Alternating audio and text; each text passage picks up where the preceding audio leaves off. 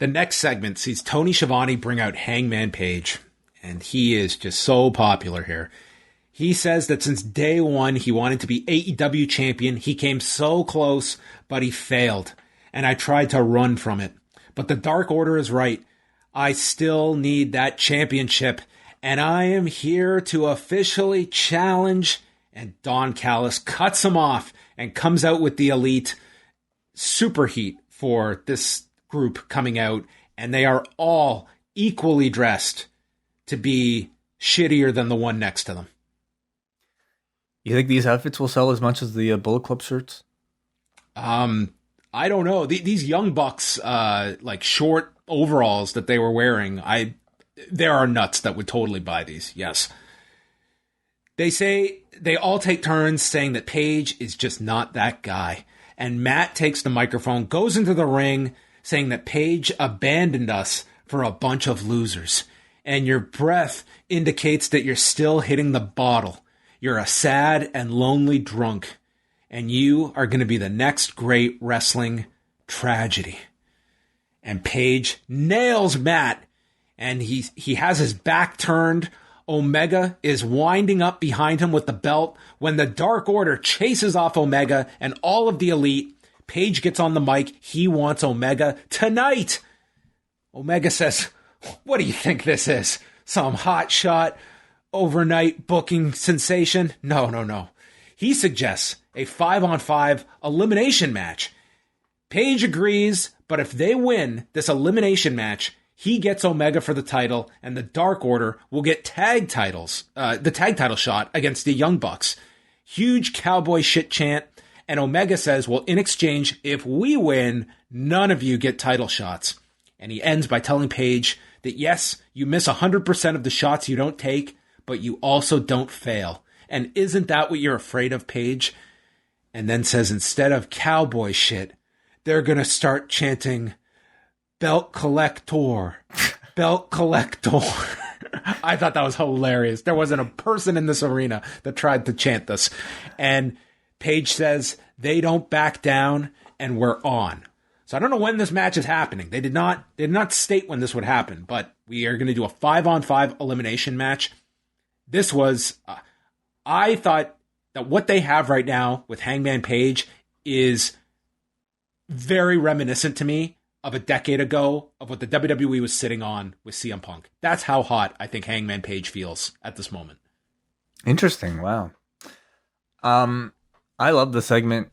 You know, Page's energy when he came out here was, even without the crowd, just judging about his demeanor, I thought he was so strong. He came in here with so much intensity when he even first attempted to deliver that challenge. He has confidence, he has fire, and it's those two things that this crowd has been waiting for from this character for so long. They did a great job of, I think, condensing and recapping Page's story up until now in those few lines. And Kenny, I thought in his promo, really hit on the core point of the character. He is a man, Hangman Page is, who has been struggling with his inner confidence ever since he lost that belt or that title match against Chris Jericho at the first All Out. I really also enjoyed the back and forth negotiation to get to the match and the stipulations involved. So often it's just like, I challenge you to a match, or Teddy Long comes out. Like, you're going to have a 5-on-5 match tonight. And if you lose, you get a title shot. And if you win, you lose. Like, for no reason whatsoever, or at least like very kind of sloppily put together reasons. Here we actually had the participants of the match logically build and negotiate back and forth to get to the end result with these stipulations. So both sides now have something to gain and they have something to lose.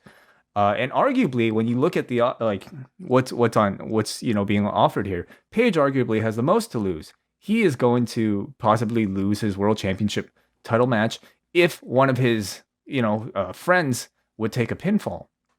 But because the man is such a good, loyal guy, because he is now working on his own confidence and the ability to overcome it, he is willing to take that risk because, you know why? Because he's now not afraid to fail. That to me is a great showcase of a hero persevering through his biggest fear.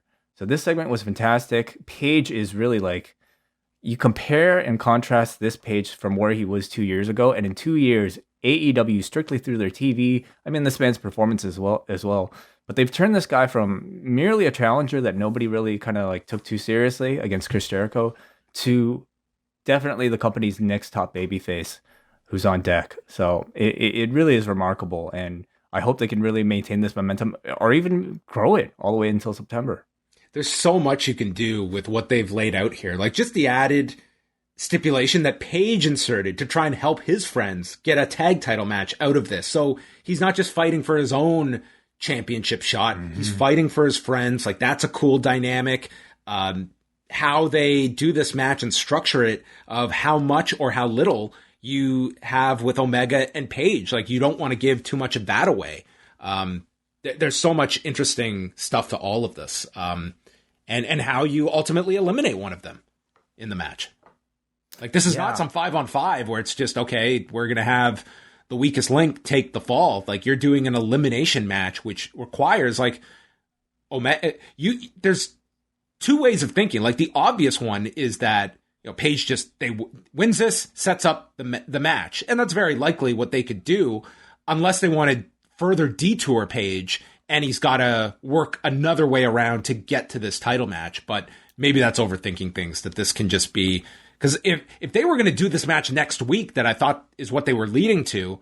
I mean, it's so early that you could still do some kind of he comes close and something messes up, and it's like that scene in the movie where he's starting to improve, and then boom, something catastrophic occurs. But we don't know when this match is happening either. I'm predicting it'll probably be the week after Fyter Fest. Just maybe trying to think. Like it would be a little awkward to like even next week say in 2 weeks we're gonna get this. You know, I think that's almost like announcing it way too early. I think 2 weeks is about the maximum that you can really kind of delay an announcement before it gets really cold. It also probably has to be a very long match.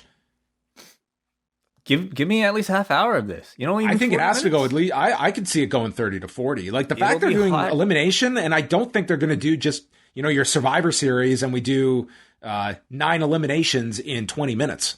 Oh man, you have like war games level stakes attached to something like this. I definitely, and this feud is hot enough to warrant, like 30, 40-minute match on TV. So absolutely give me that. I feel like they, when the match occurs, I mean, it's got to be Paige and the Dark Order winning, because number one, the alternative means you don't get those two matches.